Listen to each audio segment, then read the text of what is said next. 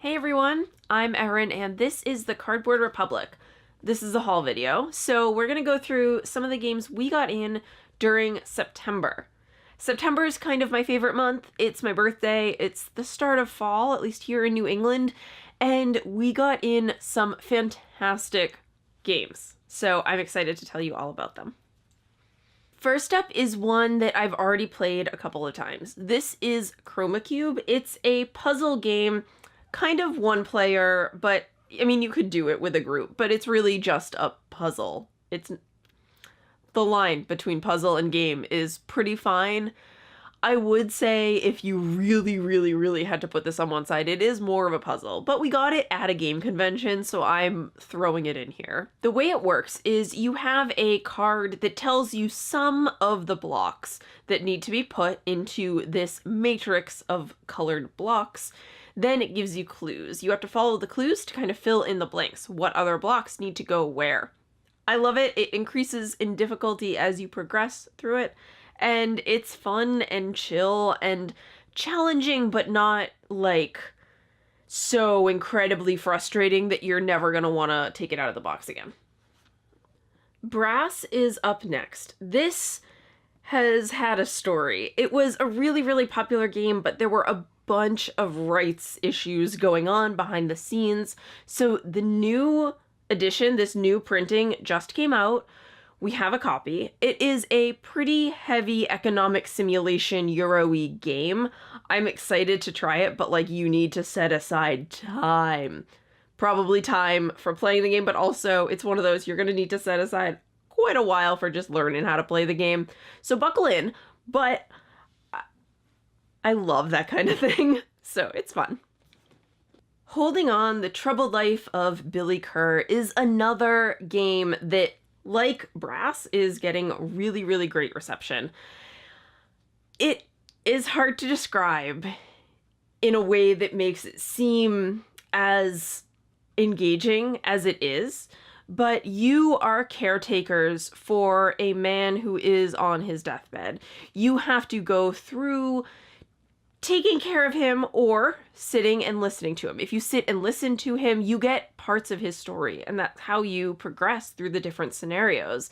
But if you don't take well enough care of him, then obviously things go downhill. So it's a bit of a balance between listening and caretaking, and it's a balance in the game between this storytelling, this narrative aspect, and the mechanical aspect of the game that I think from what we've played so far, which is admittedly a little bit, I think it does it really well, and I've heard that others think the same. Mayolika is a Taiwanese game about Victorian pottery, which is not something I think I've ever said before, but that's so cool. It's an abstract game about making these tiles, moving them through your factories, etc., etc. It's a process game, you know, but it looks really pretty, and it has an interesting combination of this Victorian tile thing with this very sparse aesthetic that I find really fascinating. So I'm excited to try this one. Root is kind of a spiritual successor to Vast. Vast, you might remember, is the asymmetric dungeon exploration game where one player plays as the dragon, and one is the knight, and one is the cave, and one is something else. I forget.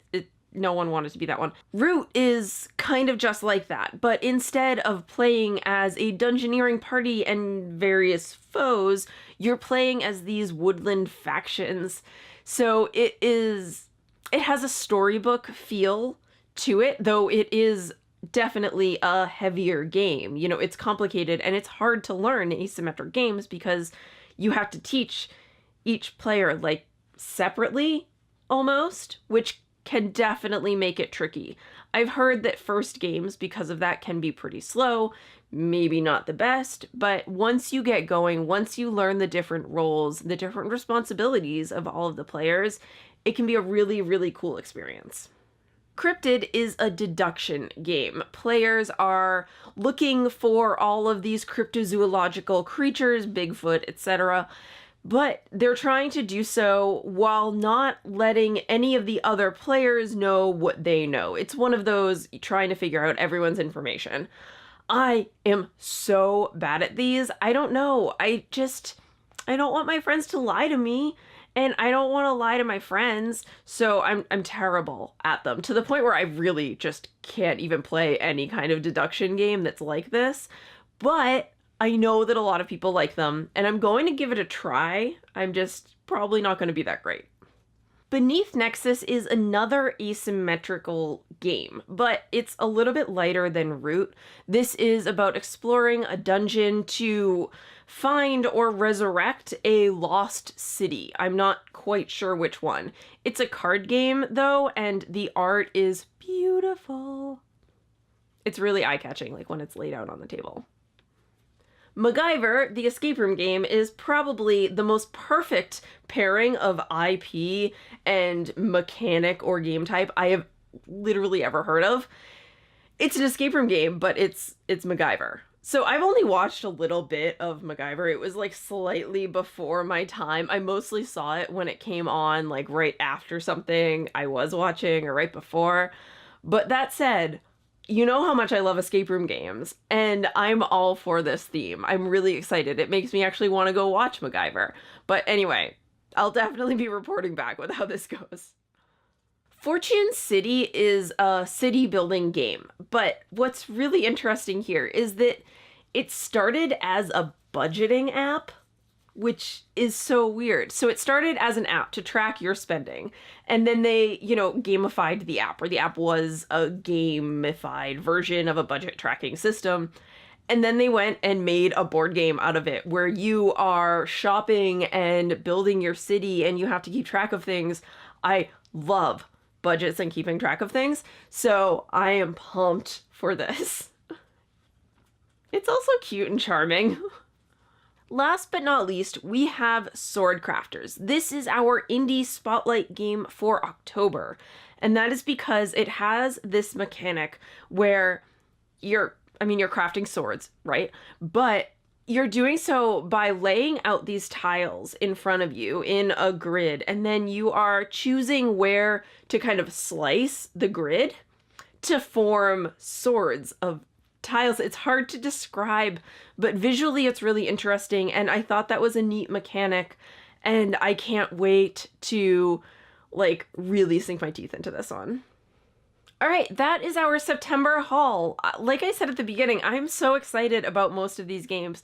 Even the couple that aren't really my jam generally are done right now in such a way that I'm excited for them. I at least want to give it a shot. So September, fantastic month for me personally. Also, really, really great month for gaming, and I'm excited to see what else comes out this fall. If you got anything in during the month of September that you want to share with us, because I'm always interested, then leave a comment down below, and as always, like and subscribe to these videos. We'll be back again really soon. Bye!